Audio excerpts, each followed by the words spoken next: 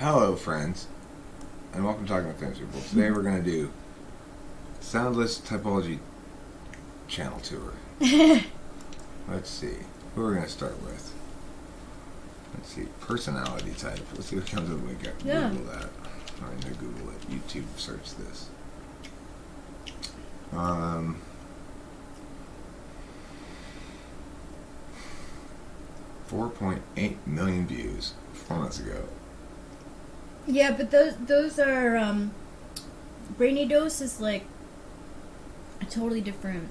Wow, look, 1, 2, 3, 4, 5. Yep. I'm 5th. Yep. This video with 953 views. But you pop up. I'm above Frank James. Yep. You always are. Oh, that's pretty good. Mhm. You should check out. You should type up more stuff. The algorithm goes to you right away. You have the most videos on it. But personality type guru.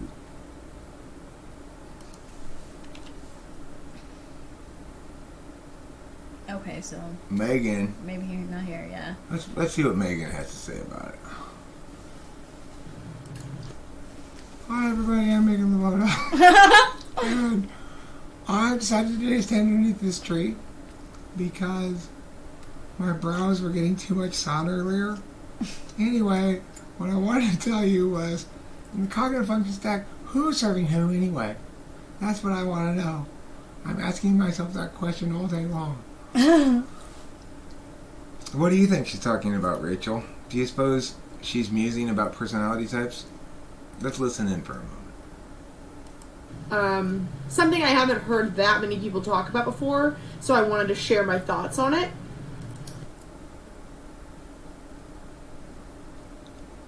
Subject is uteral cysts. I haven't really heard a lot of people talk about that before, so I thought that's a good topic. Some people get them. They aren't fun. Okay, let's see what else I have to say. Intuiting as two ways of perceiving, and then extroverted and introverted as two orientations for those main 4 functions. And when you do the math and you do all that, put it all together, you get 8 cognitive functions. And I'm going to link below the cognitive function stacks for each type. There are 4 of those. She has very shiny teeth. Mm-hmm. She's wearing makeup. Usually she doesn't wear makeup. Really? I've only seen... It's funny because when you first talked about, like, when you were typing me and you mentioned her, I was like, oh, the girl who wears all those different kinds of lipsticks. But you knew her by the eyebrows. Yeah. It's funny. I know her by the her lipstick. She always wears, like, different kinds of colors. I like that. I appreciate that. I'll tell you what, Rachel. Who else has great eyebrows? The Scandinavian scoundrel himself, Erik Thor. Yes! Yeah, so Oh, excuse me. if you're an INFJ and you go into ghost mode, it means if you're an INFJ, let's see what his voice sounds like. I gotta listen to it a little bit. Well, Well, you just don't have imagine, we live in this kind of Just culture where imagine. a person is pretty much available at 24/7. And just imagine, a person is living in this culture. That sounds like a Mexican kind. Yeah. It's a hard That's accent to do. When other people call, yeah, you're supposed to answer immediately or to call back at least within a few minutes. And then to not answer, that's rude. That's so rude. Imagine if you were in the same room as a person and to not talk to them and to not say goodbye when you leave and all of that. Now imagine that today we're sitting in the room with everyone else all the time. Everyone else. INFJ neuroticism. This is INFJ neuroticism in a nutshell. And you know, I've said that. I've heard Rachel say the same fucking shit. About worrying about, like, but they're gonna think, or I don't want them to feel, or yeah. And truthfully, when it comes to phones, I actually had to train myself to not always answer. I don't like to always answer, but I always felt like it was a social thing to, like he's saying, to answer. The difference between second slot and third slot. I'm absolutely fucking terrible about that. The only people I answer the phone or call right back are you and Delilah and maybe my dad. You know? Yeah. Yeah, it's true. You do leave your phone. I don't give a fuck who's calling me. No. It's like, even my client will text me, I won't check it until 3 days after I receive it sometimes, because I don't think I'm probably not going to work tomorrow or the next day, so I'll check it it's closer to when I think I'm going to have to work. I don't check my email for weeks at a time. You know. I can help you out with that. Oh, great. Yeah, I'd love to. Let's see what Erik Thor has to say about it. Would see a guitar and they would go play it. They would see a painting and then they would go paint, and they would go away from the group and they would channel their attention somewhere else, and preferably without anybody watching. Nobody watching me as I paint, nobody listening to me as I play. The preferred state is to be able to do something without being watched, and to tell other people, I need space, can you go away while I do this? Now, when an INFJ goes MIA or disappears, often it is without a notice. Often it is without letting other people know. Often it is simply deactivating Facebook, turning your phone off. Often it is simply not... Rachel, is he talking about you? Oh my god. I think he is. I think first I want to say that I actually, along with you being one of the first people that I've watched dealing with personality types, he was up there too, and I always really, really liked his commentary. I always thought it was very well thought out. I cannot believe how much I am seeing myself. I can't believe how much I'm seeing you. It's like the things that he would say about INFJs before. I didn't have a concrete example right in front of me, so it's kind of cool to hear. Like, you totally are this. This is what you do. Deactivating accounts. Yeah, it's just a Rachel all the time. Yeah, I will have it for. Sometimes I'll have an account for a year. Sounds like nothing. But I'll have it for like a year, and if it gets bombarded a lot by trolls, right? Because it's mostly that. You're sensitive to the bumpy parts of this social media road. Very. Speaking of which, for the haters and spite monkeys who showed up in last night's live stream to try to troll when we were having an actual serious, like, emotional crisis moment or whatever, just please go fuck yourself. It's like, people don't seem to get this. I am not trying to pull anything here. No. This is my actual life, and I'm just living it on the internet. Everyone thinks I'm trying to pull something. Or maybe they just think they hate me for I don't know why. No, Everyone always trying to prove me wrong, take me down a notch, whatever. I'm not always right. I don't think I'm notches above. I'm a regular person who goes through the same shit everybody else does. My girlfriend breaks up with me briefly sometimes. I don't want to bring anyone else into the conversation, but you... Don't name any names. You...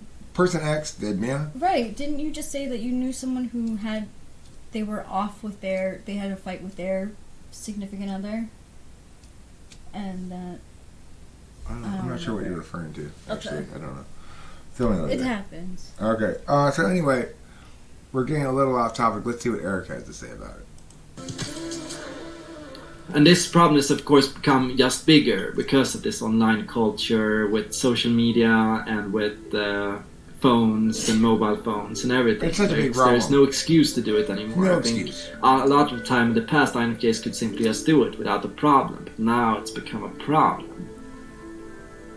And I want to say, what happens when we are allowed to engage in intuition?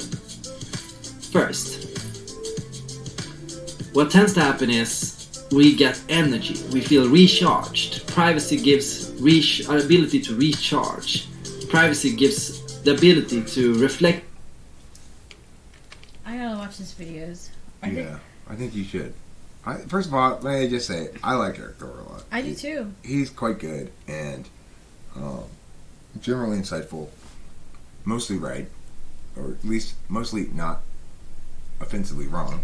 Right, and he talks as if it's like musings about what he's going through sometimes. Like, it's not really in your face. It's not like, you should be doing this. This is how life is. It's like somebody did something shitty around him or to him in the recent past, and he's like going, here's a universal lesson, and I'm going to pitch it without mentioning that person or something. You can't get the feeling that shit's going on, you know? Yeah. Personality type expert. I hope C.S. Joscph comes up number 1. Aw, it's Life's Secret Sauce. Oh, I don't even know who that is. I don't either. It's a lot of this. He must put expert in. That's smart of them. I'm going to put that in my tags from now on. Expert? Yeah, it must be, expert must be in their default tags, you know? Personality type expert. That expression must specifically be in there. I want to see if the way that I looked you up, not now, we could do whatever you want, but maybe one of the last ones, I want to see how the way that I looked up and found you. I want to see if that video still exists. Well, in the way that I found it. Asura Psych. I don't think I've ever really watched this guy before. No, me neither. There's so many new people. That's a pretty spooky background. Yeah. Wow. It must be in Halloween. Yeah, October 31st. Oh, okay, yeah. That makes sense. 2 Myers-Briggs types. And the answer is no, but also yes. It's very complicated. And that's what we're going to talk about today. Let's get into it.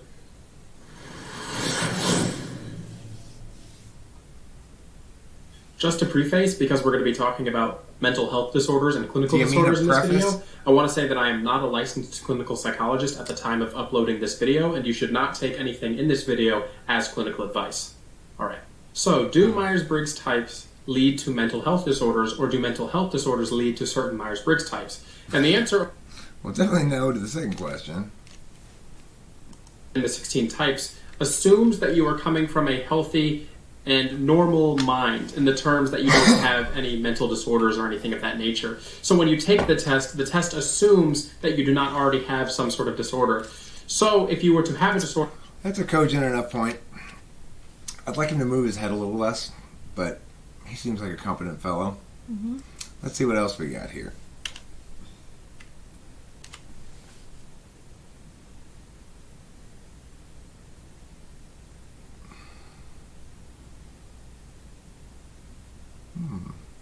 Yeah. What's up, ego hackers? This is Chase with CSJoseph.life. Oh, ego hackers. For loving ENFJs.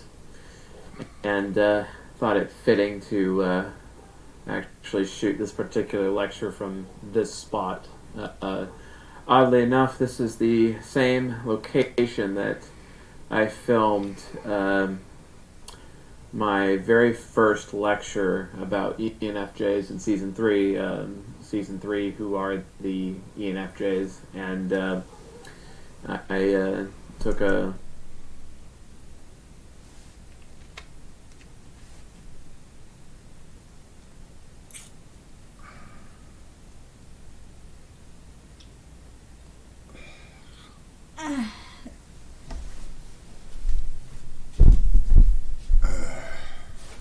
Do you mind if I have the second one? Please help yourself. What?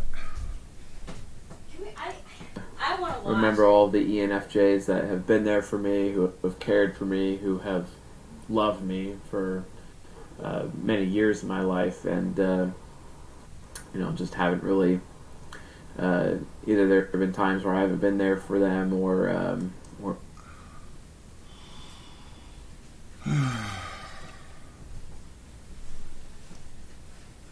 It's like those green wavy lines coming off of him. Like in cartoons. The evil? It just looked like a general stink of something. I don't know. Yes. Yes. How about this lady? She's not done anything in a while. Things that drive me insane about Frank James. Oh, what's her name? Love something? Oh my Lovely. goodness. Yeah. Folks, Folks. I am so I'm excited so right now. excited. I'm I am also so nervous, excited. as you can tell by my, let's see, is it this eyebrow? I have an eyebrow that really gives away my nervousness. She just goes way up in the air whenever excited. I'm extra nervous. I colored her in a little bit lower than I usually do. Oh my God, it's Ray James! To get through this. A distraction. But I I'm think she actually... so excited. I'm so excited. You guys know how I've been doing videos and what drives me insane about different types. Oh, And if you've been around at all, you know that I have had issues with I have had INFJs in my issues. life. Yep. Mainly, the INFJs have been rejecting me my entire life. I wonder if Curious that's... about in my life. I wonder if that's true. With the way I turned out, like, are you upset with the way I turned out? and he was like, no, I just am really suffering from, Ladies and gentlemen, this is a So very fascinating. serious episode of the Frank James. What the frick? My fellow Americans, Listen, guys, Eric Thor pleased me. He said it wasn't an INFJ. Is this true? Yes. Oh, you said he was an INFP, right? Yeah, well, Sergeant Host Eric did. Okay, Regular okay, Host Eric okay. disagreed with Sergeant Host Eric. Frank James is definitely an INFJ.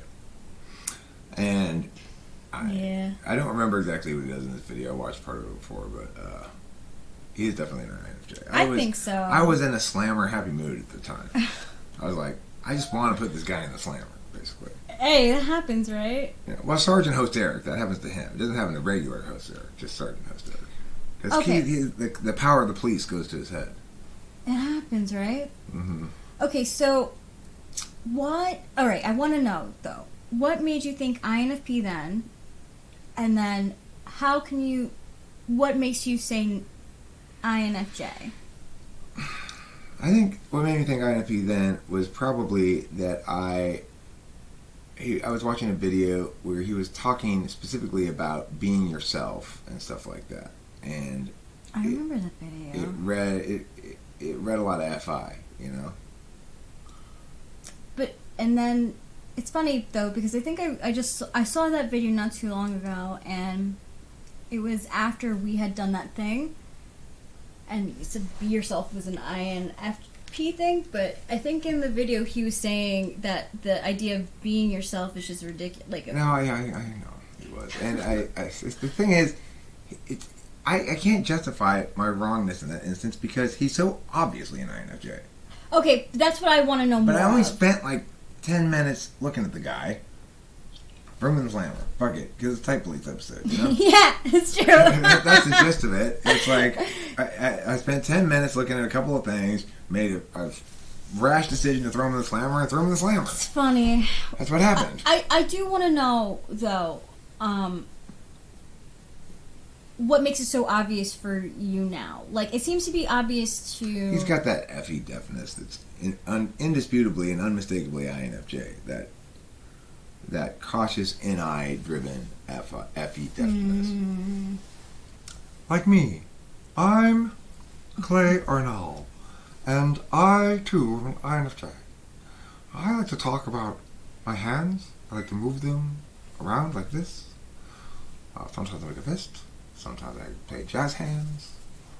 Regardless, I'm Clay Arnall, and you should not dispute that. My shirt says Gneiss. Why? Well, I'm Clay Arnall. I'm an INFJ. Things are pretty important. Let's see if he actually sounds like that now. Why I think certain ways, or why I've He behaved does. certain ways in Yeah. the past, or explanations about why certain like, things kind of rub me the started wrong his way. sentence for Why? Okay, so listen, people look at me the wrong way sometimes. They assume that because I'm considerate or nice, they view me as that perhaps, that I'm a close friend of theirs. But I just simply don't really have that many close relationships. As an INFJ, I kind of talk like this. And, got a really good camera. Really nice camera. It's good lighting. I recognize that having a good camera is important. And my videos look a lot better than Eric's. That's why this crap has almost 4,000 thumbs up. Whereas the video that Eric's making right now, nobody gives a fuck about. Yes, INFJ wisdom. Let's see what Clay has to say. Super easily or super well. A lot of things didn't make sense to me, especially a lot of culture and why I had to do certain things. Why? So my sister is actually, very different than me in a lot of ways, extroverted. And being an introverted person, at the time I didn't even know what introverted meant, but I just knew that I was different than that, and everybody just thought I was shy, I guess you could say. And that continued all the way up into elementary, up into high school. I was a fairly shy person. I got away with a lot of things because I was good at stuff, I guess. I mean, I was good at sports. I was good at music. Ah, the INFJ lament. I realized at a certain point that I didn't really know who I myself was because I was so successful at managing the perceptions of others. I knew I was creative. I had creative impulses. But I felt as though I was constantly being confined by other people's expectations. I swear to God, you really could be voiceovering him because I'm pretty sure he's saying all this stuff. Yeah. So anyway, I actually am an INFJ, and that's why I'm saying this shit. Okay, let's see who else we got here. Dr. Ramini. Yeah, maybe we can take, you can voice over, interviews of people, just, random... Hello, I'm Dr. Ramini, and I am going to tell you about 5 types of people who are narcissism magnets. Yes! If magnet collects iron, a narcissism magnet collects shavings of narcissism. Anyway, you'll see here I've got Instagram, I've got a Twitter, I've got a Facebook. You have 2 reasons to push those things. No, 5 reasons, I mean. Because you're 5 different people. Yes, you are. You are 5 people inside of 1 person, inside of 5 people. Look, you gotta really push them around in there to get room for everybody. Number 1. People who are overly empathic. Now, I know a lot of people... Okay, there's this kind of voice. So, I know a lot of people think, hey, I'm a highly sensitive person. But the reality is, if you're overly empathic, other people can sense that, and they'll take advantage of it. Trust me, I've got big titties, and people are always trying to get them. They're incredibly empathic people. You need to understand, you're an incredible, incredible, incredible person. Okay? You can do it. You are an incredible, incredible, incredible person. And in you, that empathy is a wonderful thing. But people can take advantage of it. It's like you could predict what you're going to say. See, number 2. You just gotta bring that sass, sister. Be aware. Look around you. Be aware. Use your SE, okay? I'm clearly one of the sensors in Beta Quadrant. Almost certainly an ESTP, but I could be an ESFP. You can tell because I'm not talking about any ideas, but I'm talking about them very passionately. See what number 2 is.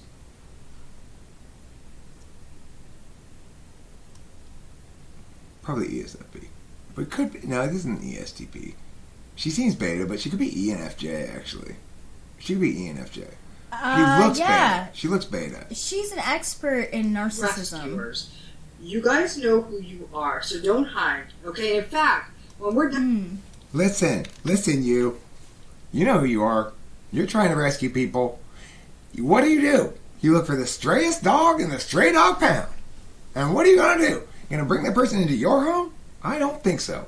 No, ma'am. Gosh, I can't take it. So I understand that the impulse to help other people is a wonderful thing. You're an incredible, incredible, incredible, incredible person. But you cannot rescue trash, okay? You cannot help people who do not want to be helped. You can't. You've got to let your past go. You basically are... Listen, I'm gesturing with a lot of force here. And a lot of You can't believe me. All right, let's see. How about this one? I mean... Okay, number 3. Overly positive people. Now, some of you guys think being optimistic is great, But let me tell you something. When it runs afoul of realism, and you're not being realistic about the person, you are walking yourself into a world of hurt, mister. A world of hurt. You are basically writing the script. Yeah, let's see what she's saying. Look, be Sunny. Be your incredible, incredible, incredible self. Unjust world, how there could be people out there who lack empathy and are entitled, grandiose, and can't change. In fact, many times when I've met overly positive people, are like, I refuse to believe that everybody has some good in them. All right, but not enough. I mean, it can't be a 90-10 split here on the bad good here, right? So it's very much that the overly positive people will find that one grain of good and run with it. Hey, you are blaming the wrong thing here. General positivity is not the problem. The problem is, first of all, like, I'm extremely positive, optimistic, or whatever you want to call it. But I will never let it be 90-10. We will go to war if you're going to be narcissistic with me. So it's like, I didn't attract a narcissist or anybody who's a clinical narcissist anyway by being positive. People are damaged, you know? A lot of people engage in behaviors that might be consistent with narcissism, but are not actually narcissists. Almost everybody has some damage. Being positive doesn't mean you're being blind, ignorant, or walked over or something. It is true, though, you know, for people with polar FI, that we can under-prioritize how we feel in a relationship. That's true.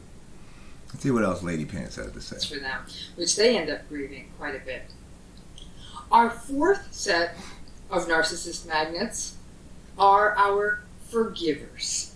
Again, you know who you are out there. No, actually, I don't. Overly forgiving people. You must be thinking, Dr. Romney, are you really that hard-hearted that you're... I'm actually thinking, Dr. Romani, are you actually a doctor? Magnets? Yes, I am. Because what do forgiving people do? They give lots and lots of second chances. They should. And just like with all of these other people, our rescue... Okay, listen, fucktard. The key distinction here that you need to be making is the distinction between behaviors that are toxic and abusive and mistakes that people make. And if you're not making that distinction first, and you're addressing forgiveness itself as the problem, then you're putting the cart before the horse. You certainly don't deserve to be giving clinical advice about psychology. If you are actually a doctor, then we can determine for sure that handing out doctorates in psychology is like handing out candy at Halloween. So I want to... Indicative of no expertise. She didn't even have her own channel for a very long time, actually. She was a person who used to get interviewed a lot. And, you know, so... I like this guy pretty well, actually, Dr. Todd Grande. He's pretty inoffensive, I guess you'd say. That's good. Any other interests, but they're interested in how intelligence works, or they're interested in philosophy, or other topics they think that people in this range would really be interested in. So a lot of people ask, you know, why is it that somebody wants to go into Mensa? Are they a narcissist because they really are into their own intelligence? You know, the simple answer is no, but the question's a little bit more complicated than that. Now let me go on and explain. Let's see what he says. Maybe the prestige, maybe the idea that they can prove to others that they really are in this particular intellectual range. So I think there is an appeal to narcissism a bit. I don't think the organization was designed with that intent. But in my clinical experience, I have noticed that when people are interested in joining Mensa, a good proportion of the time, narcissism is at work there. They want to prove something, and again, they're insecure and vulnerable, so qualifying or even joining Mensa can satisfy that. Well, as usual, I basically agree with the guy. You know, obviously, if you're very obsessed with being smart, then you think it's important for you to establish some vector of superiority over other people that's ontological and not achievement oriented or behavioral or impact oriented. Yeah. So it's mostly ego driven? Well, I mean, like he's saying, I think it's driven by insecurity. If you are very smart, there's somewhat of a decent chance that you struggled socially in school, and you may have emerged from your childhood and teenage years with some damage, And you may have a need to feel to bolster the value of the self with external affirmation, which is not wrong or bad necessarily. It's just the Mensa thing is poor strategy because it's an exclusive kind of external validation. It says, I should be validated because I'm better than you. Yeah. Well, isn't that... Yeah. And so that's not going to work, really. You're just going to get more and more bitter and angry and nihilistic and shit. What about this guy? Who's this guy? This crazy kook. So, this is very, very important. The development of aggression, when we see ADHD in children, does that lead to an antisocial personality? Well, you see, it turns out, when you look at the data, that ADHD and the link between antisocial personality and aggression is very high. See what he has to say. Heat. And then you watch them interact, and you code their behavior for kicking, biting, fighting, and property theft. Then what you'll find is that the 2-year-olds are by far the most aggressive of the lot. So that's pretty interesting, because you think, well, children are naturally peaceful, and if they're... I don't think that. I think... This is a strategy of lecturing. So, first what I'm going to do is present a notion, a question. Then I'm going to describe a TE methodology of a study that was done, which will afford it a powerful sheen of legitimacy. Then I'll go back to my metaphor, and because of its proximity to the study I cited, you're going to think my metaphor is scientifically supported. Yep. That's how I roll. I'm Jordan Peterson. I'm Jordan Peterson. I'm stuck in my TE frame and completely unaware of it. I'm an ENTJ. Unlike C.S. Joscph, who's an ESTJ, I actually do have a lot of good ideas. But like C.S. Joscph, I'm utterly stuck in my frame and unable to self-analyze. That makes sense as to why he would record his stuff, too. Because, he's in a classroom. I might as well have maximum utility. See, listen, I've got high conscientiousness. The Big Five is where it's at. And we know from the Big Five that conscientiousness has a normative element. Yeah. If you're not conscientious enough, you're bad and wrong. You're gonna fail. You're bad and wrong. And the answer is always goal-oriented action. Let's go slay some dragons. True. That way we know what the goal is. We know when we've attained it. Because that's all that matters in life. Now, I wanted to ask you, do ENTJs see life very black and white? Yeah, he deserves that. He does. You slay these dragons, motherfucker. Yeah, seriously. Clean this room, motherfucker. Exactly. tell me to clean my room. And you know what he'll do? He'll hire someone else to... He's in drug rehab, for Christ's sakes. Conscientious, goal-oriented, fucking preaching his way of truth to everybody, even though it only applies to some people some of the time. So go fucking kick your benzos. And not that there's anything wrong with being in drug rehab, right? There isn't. Unless you're this preacher of pragmatism that you have to hold yourself accountable to never indulging yourself in things you want to do because you're so busy slaying dragons. If you're a preacher of that shit, then you better not find yourself in drug rehab. That's the thing. If I find myself in drug rehab, no fucking problem. What are people going to throw in my face? Hey, Eric, you said drugs were bad, or you said playing around and indulging yourself and all that shit was bad. No, they're not going to say that. They're going to say, no shock there, Eric. Right. You've made it very clear that you like drugs, and you like playing and having fun, and you think cleaning your room is stupid. And slaying dragons, what did the dragon ever do to you, motherfucker? Right? Are these, are these dragons... He's saying go solve the problems in your life. Don't I know it? That's why I stopped watching his videos, because I was like, well, you made the test to tell me that I can't do anything, so why am I going to watch any of your videos? Because I'm very low. I got nothing on conscientiousness. That's true, Rachel. You're not very conscientious. I'm not. That's it's why okay, I hurt baby. people. I don't value conscientiousness. No, that's not why you hurt people. No, not at all. The reason you've hurt people in the past is because you've been with the wrong person and you've waited too long to tell them that, or you've told them that in ways that were surprise to them. Yes. That is true. I did give my all. I did. But the thing is, you're with the wrong person is why it didn't work out. Yeah. Not because you were low conscientiousness. If you're staying in a relationship because you're conscientious, you should get the fuck out of that relationship. Yeah, but that's right. I mean, who wants to stay in a relationship because they're duty bound to be in it? Nobody. No, and that's why you can't frame everything through TE, right. Jordan Peterson. Duh. Now, does the TE framing make it black and white? Because in the Big Five, it's either if you have high of something, well. I mean, this Big Five is just silly. The thing is, with the TE framing, what it makes it is, I'm gonna assume. Look, you can never really get away from teleology.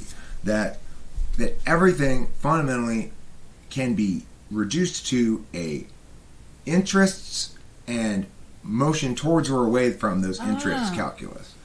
But most of the time my actual interests are to do what I want to do and feel like doing. It's not the case that it is actually better for me to be more ambitiously productive. Like, yeah, but Eric, if you just directed your energy like this, the channel would be a lot bigger. That doesn't make it the right thing to do. No. It doesn't mean that I ought to behave differently. It's your channel. Well, but that's not the point. Nobody's saying I have to. Nobody's trying to say you are compelled to. Everybody respects the fact that my right to make whatever decision I want. They're just giving me advice, and that's fine. But my point is, for a TE Dom, they have a huge amount of trouble imagining there be any frame that's not goal-oriented. So even my frame of doing what I feel like whenever, they're like, okay, well, let's make that your goal then. No, motherfucker, it's not a goal. No. You know what I'm saying? It's just it's a not goal. It's the opposite of a goal, whatever that is. It's existing in goalless time. That's what my goal is. And it can't be a goal because then it's not goalless time. What about like small goals? Well, sure, I have goals too. I do have goals, right? I'm not saying I don't have any goals. But what I'm saying is there are lots of things in life that are not meaningfully informed by discussion of my goals. Most things in life are not meaningfully informed by discussion of my goals. Yeah, so not. So, because I'm not using a TE frame, I'm countervaluing it. When I do break it down to the goal level, I'm saying, okay, let me universalize this in terms of impacts because universalizing it in terms of logic isn't working.